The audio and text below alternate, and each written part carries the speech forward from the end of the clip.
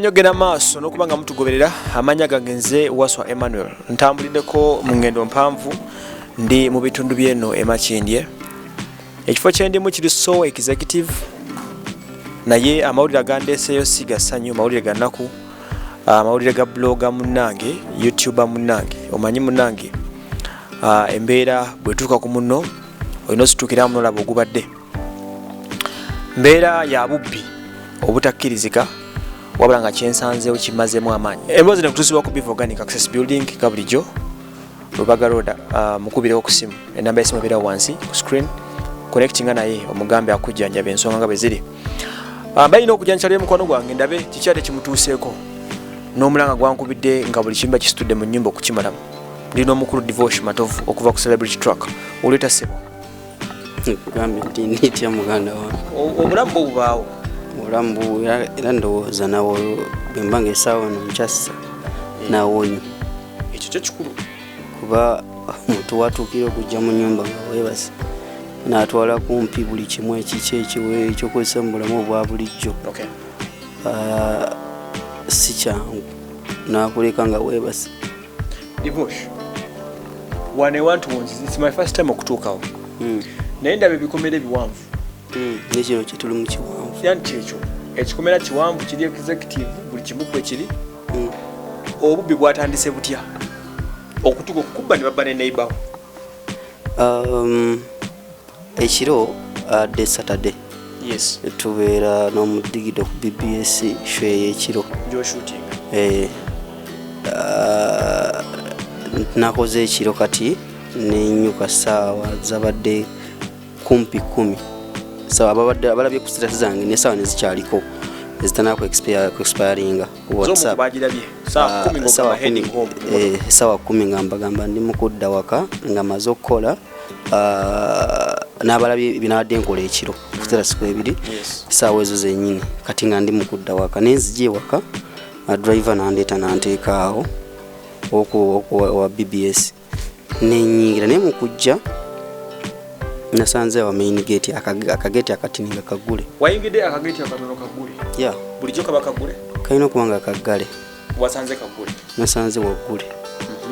nesita kitwala nga kikulu kati nze nayingidde mu gate nenziramu nenkasiba nenzizaawo nga kyakalo yayisewo neyerabira nenzija nenyingira wano nabadde mu nzikka ewaka nenkwata ekisimu kyange nengulawo bulungi nensiba nenyingira nesiba bulungi nnyo za byuma wayingidde munda nga omanyi oba okooye saawa 10 kati nga kindeese kiri kimu kwebaka nzije neebake era wenayingidde nesibawo neteeka essimu yange ku kyaja mu kisenge wetera okubeera nengwa ku buliri kitegeera nga nkooye bubi nnyo nengwa ku buliri kati neneebaka nzuukuka nga tiwunebaka tiwali kiriwo buli wamu wasibe bulungi sina kyempulira buli wamu wasibe abayingidde bakozesa akakati kakakyalinaawo kaliwo kugamba kano basonsese that thing muneeno kushegera neba nkasanzemu ku makya nga kalobedde mbwe kati kitegeza kekategudde ekinyolo banze nyole manye byaffe buzigo bufuuka na mizigo gye kuyiriba nojja nogwa ne weebaka okitegeera kati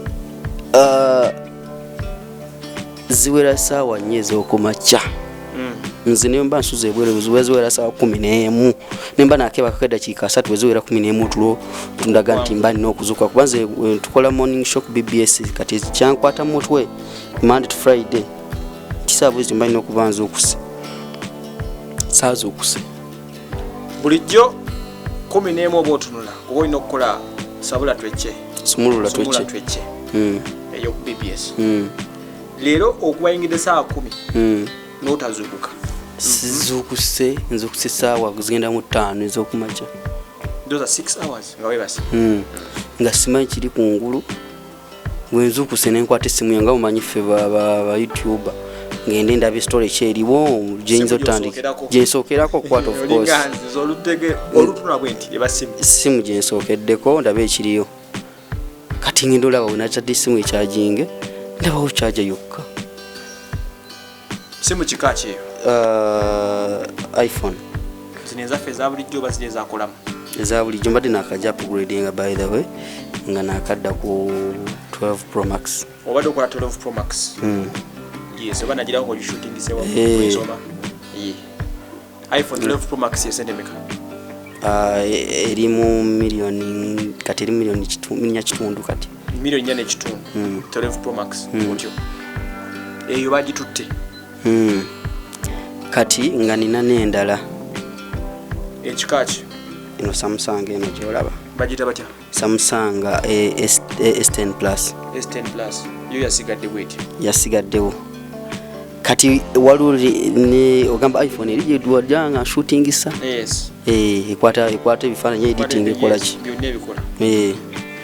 kati eno nasuze nayo mu buliri nga nakamala okola video yange gyenasembe teekayo nga yiri ku Derek ne Muna ndaba traffic ali atya nga sinakwebaka kati ngeno eri ku wifi yewaka kati eri ekyagingeko enkyegekero ekole kati nesigala ekebera traffic kati we neebase newaka nayo mu buliri ndowooza kyekyagiwonyeza okulaga nti bagitutte kati nzuukuka saawa 5 kumpi nginoonya sigiraba ndaba ensawo yange ebeeramu buli gajeti zange zonna zenkozesa omuntu sooka omubuulire ensawo zetukwata ku mugongo kiki ekibeeramu ng'eyo kati ngene ensawo yo eriwo yes ogiwulira bwezo ne kebo zimu ziremeddeyo mulimu laptop mulimu laptop mulimu buli kimu ekiba kikwatako yange mudi mu laptop kikaki bagita Asus i7 nava ne Dubai wenagendayo babulira ya sente mekeo laptop eri milioni 6 6M ekola graphics ekola buli kimu ebiranga kati ni bwe kati naye ka sente nyingi muganda wange kati musamademu laptop kamera nga manyi kamera zange zenkozesa badenda bakota Canon kikaki 5D Mark 3 milioni mega jenkozesa milioni 6 ku musanvu kati milioni 6 ogwa kamera milioni 6 ogwa laptop ezo 12 milioni nyakitunde za iPhone Pro 12 Pro abamanyi Canon amanyi kamera yajja kubulira value ya kamera eyo gyenjogedde automatically abagimanyi those are 16M so far is akabula okitegeera nkugamba kino kyenkugamba nti capital yenna bamututte kuba bw'oyogera ku laptop kufe ba blogger ne kamera nga bwe ntambula abali bandabyeko mu field nga mpeesa ensawo eyo ku mugongo wenkolera ekintu so kyeditingirawo nenkikuweerawo nekigwerawo okitegeera nti nzuukuka kati nze obwongo bwe nalaba essimu teriiwo obwongo bwasoose kulowooza ku nsawo yange weeri kasito obwongo essimu yabuzeemu olinga nze ensigo oluzuukuka eriiso era lyebera ku laptop oba ku ssimu kati nasoose kulowooza ku laptop yange weeri essimu ebyessimu nasoose bireka nesoose kulowooza ku nsawo etuddewa eriwa kuba wenyingira ngenda naye mu kisenge wetero giteeka nga sigiraba nga muliwo ne boom microphone gyotera okukwata raperias ezo microphone wagigula nebakuba naye wakagigula wakajinzijukiza nno mbadde nerabidde yes cordless microphone gyokwata eriko ne lebo ya slave track mbadde ngyerabidde nno no microphone ne receiver yako ne receiver byonna ezo si milioni 3 n'ekintu walayi mbadde ngyerabidde nti yabadde mu nsawo kati wakakyo gyozijjukize obukate tugenda mu 19 obwabuze nkugamba ntambula ne capital yenna capital wa blog abera ku mugongo mu nsawo ng'ogyeko biri byenna ku studio nti machine ziri eyo eno yesookerwako YouTube abalaba ekifaananyi ku YouTube ng'okiraba kivuddeyo mba ntaddemu buli kimu kati ndaba ensawo teriiwo nentula mu kinaabiro omunda awo nenga abanzibi mukkiriza nga sinakujja no mu ddiiro nenga abanzibi nva mu bedroom nzija nsoba mpolampola ntunuleko ebbali nga nenyumba njitya manyi oba kati ng'omutima obuwongo bundaga oba ninga avudde mu kirooto ndaba ng'obudde obw'ekiro tuuka mu ddiiro nga ne TV teriimu nene bwaguganya ndira bifaanani ozogisa ku status ng'olaba endiba teriimu inchi meka 40 inch inchi 40 kati milioni zonga 2 zibaawo awo nenzikiriza nti bakoze eki nzize ku 0 ate ngenda tandika ntya kati nfuluma nsanga omukyala neibali awo mugamba kirabika banzibi koje nanga akoze eki kyakabanzibye nga sinakikiriza emuntu engeri jajja mu nyumba mu kisenge w'ensula nasulawo ebintu nakwata ne mu mpale muno nacekinga akasente akali nacekinga najjamu ID yange ebeera infact ebeera kuno kumpa nga bwogiraba ne ya BBS ebeera kuno ku mpale nagireseeko naye bwe mba ngenda kwebaka bwe mba nkomye waka ebeera bweti mu nsawo kati ndaba eri bweti nemanti ndikwata mu nsawo nga temutadde n'ekikumi yadde awo emana engamba kati kanzikirize nti banzibye muliro bajjemu TV buli kimu actually zisinga ezadde ku TV kati DSTV eyo yo ndowooza ne decoder byasigadde infact byenasigazza ne router eyevaoko ya internet kati ndowooza ng'omaze nze mbulamu kastonzijako kamera ne laptop ne simu nze oba omaze tena kirala kino kati oba ogenda kubuzi kati nze entebe mu nyumba nze nibwe zivaamu n'ozitwala kuba ebyo byolaba byebikola buli kimu nze ntuuka nekiseera lumu nga wowe nasula nga sisuze wange nga nsula ne kamera yange mu bulago mu buliri ne laptop yange mu buliri mu bulago njambala bwe nti eri kamera zibaako obugundi obwo nenjambala nensula nayo mu buliri mulimu wendya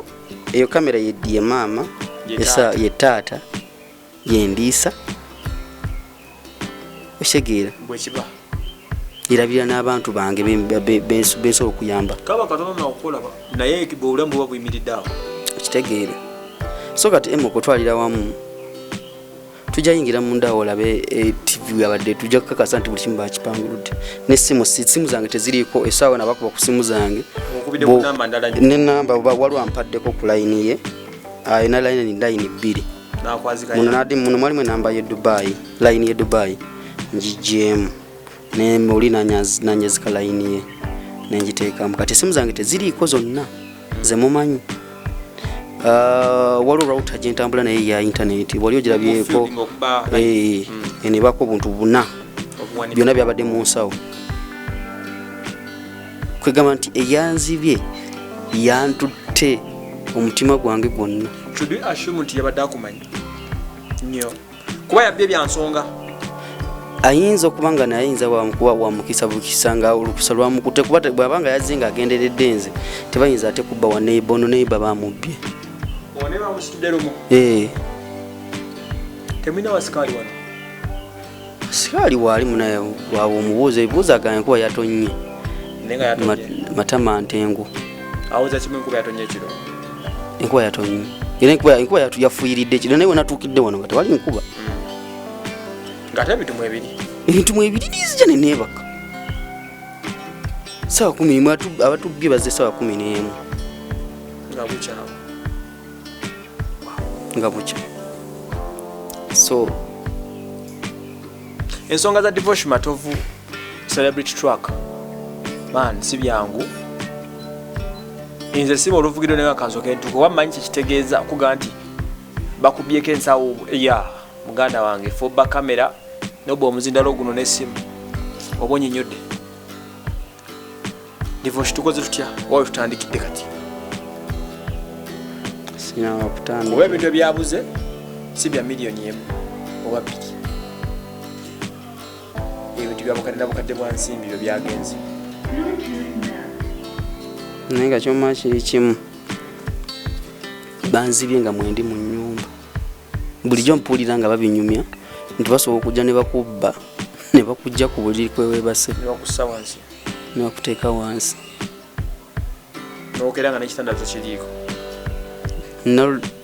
kintwalidde ebbanga nga ntudde wano wabweru okukkiriza nti banzibye nga ndi mu nnyumba okitegeera nenkikkiriza kati ngeza kukola kanti ntrackinga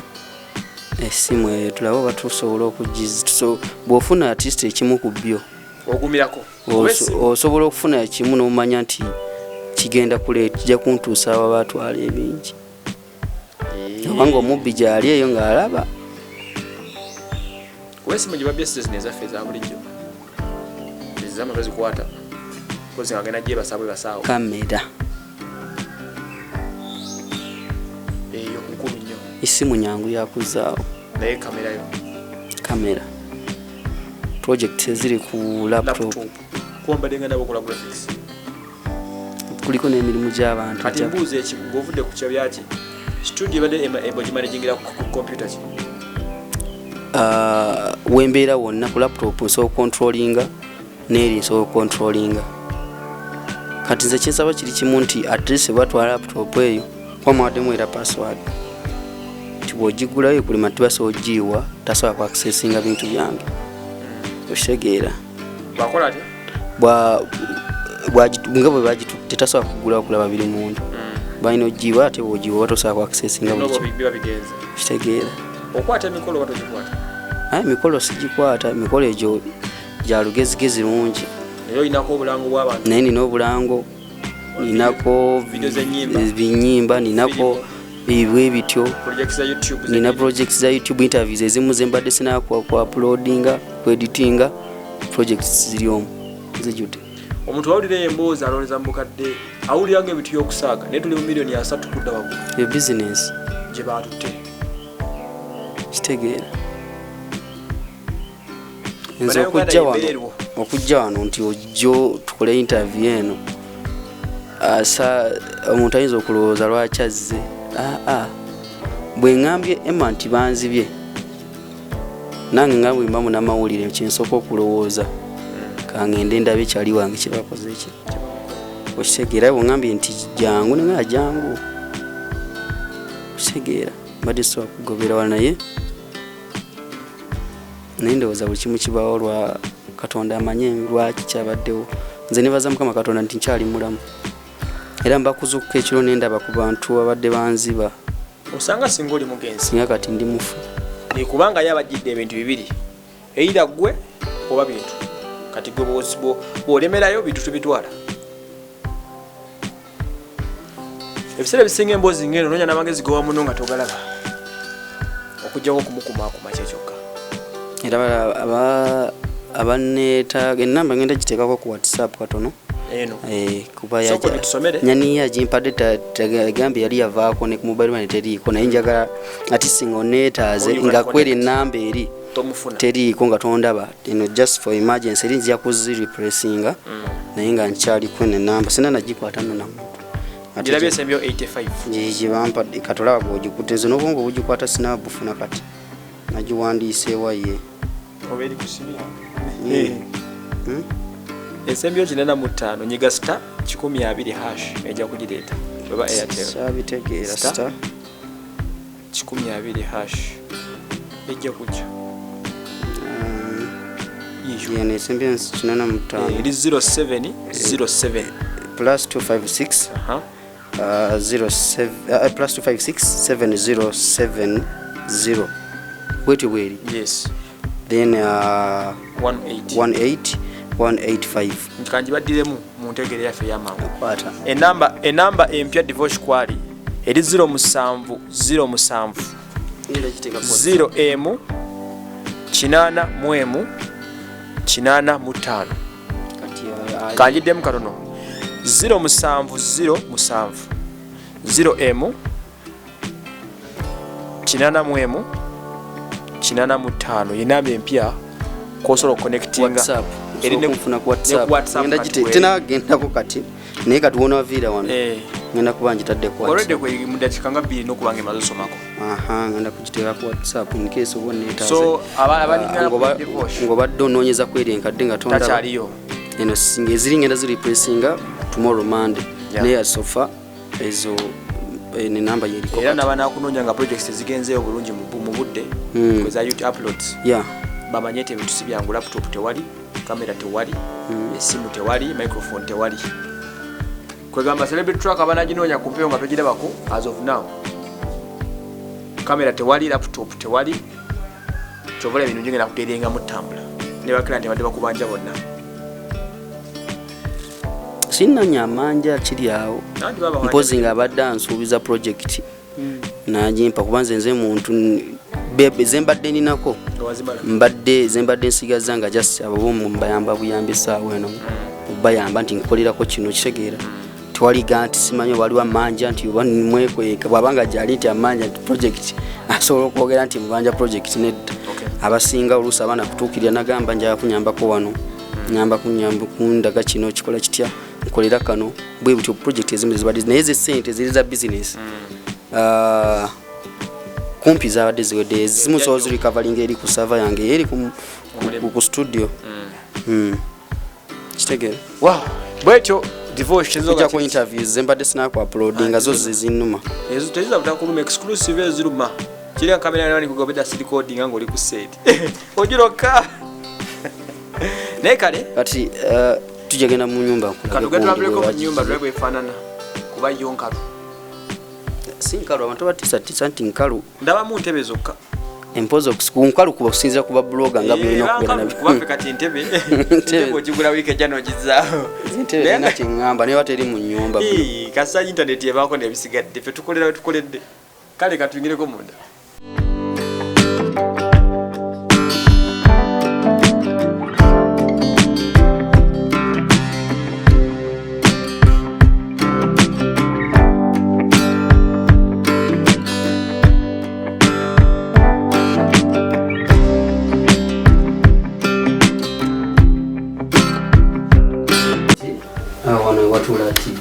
Wamba dengo chikupanga fana ngoli wali ntula awo zembera wano oba mupiira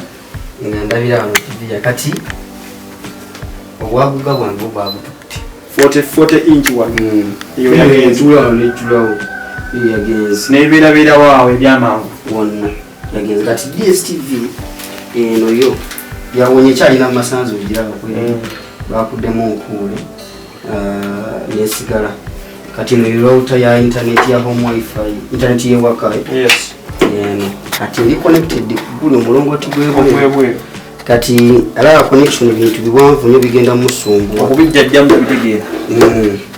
kati na abireka kamera bichi byona byabitute kati wanaona sigadde wano wali nze kasite waka mbera nga wano waliwe wati toba kiba so kuwera wano waliwe wati nga sinezo ntebe naye nga ndi bulungi nga wajjudde walonga wajjudde obeera obeera very fine abantu babulungi kitegeera naye problem weva nga wano tewali kikola tewali kiriwo yawadi yaffe biwadiraga wati nsigadde kati ndozaaga kati awadi ya YouTube ebitwalewo abapiti bitegeera tamanyi tuna obugagga buli wano yanjira kitwala agamba akitegedde silver button award ewangulwa mulenda basubscribe emitwalo 10 mu subscribe ngetu gifune bannaye mu bwangu ddala kitegedde it's a very nice one yeah so bwekito bwe kiri so that's it naye mukama ngenda bintu bijja kudda amaanyi nkyagambye gasobola okukola ebirala ekikulu obulamu kubadde singa twaze wano nga bakubye ekidu ku mutwe ate era nibadde story endala but a good thing ogwe muntu gwe celebrity tracker byonna manyi osobola okolaki ne tekiniki ekola sente zo zikolaki naye kyamazima ntudde wano ku makya naye nkaaba ku mazika sisobola gaddamu olina wongambidde awo nti ofulumye n'ennyumba ogitya eyiyo yennyini yes nvudde mu kisenge omwo nga nsooba ngoloza mubbi wali ng'obudde ekyokuba nti omubbi waali nga nsooba ndabe oba ndi mu kirooto tv yoweeri bwebanga weekitegeeza n'ebirala birina we yabitadde werabidde ekitegeera naye yasandabyeko ebbo nga zirya wansi ntuula wange nga sikyabitegeera nokujemanya yavuka kwetettenka ebibeera simple toba nabingi lwaki wanabingi ina famire nene nti ogenda kubeera naki awo wali obulamu awo bulamu bwagenzi sotuula wano baenze mba ndyekikomando kyange ntuula wansi nga mwana tv mba ndyekikomando kyange netuulira wansi ani agenda okunzija tewali naye nga majukiza nti enamba y'essimu eri 07 07 8 07 07 0 8 85 yenamba empya gyoliko siyeyo okitegedde ngiddamu 07 0 85 yenamba empya kuovulya Devosh Matovu yabanetaaga nga wadde onoonyaza kweri nga totensiriiko ojja kunfunirako kale mwena abawagiza sebitrak tubatumidde nnyo mukama waffe kuva musebitraka byebyamutuuseeko bikimusina kyenyinza kuwa kumwapaka kyogenda kumwana tewali ge mazima nnyo bwe bagikaziza nanyo olala nga tukomye nga bijodde Devosh kamende mere bulungi naye towetugira mu nju muganda wange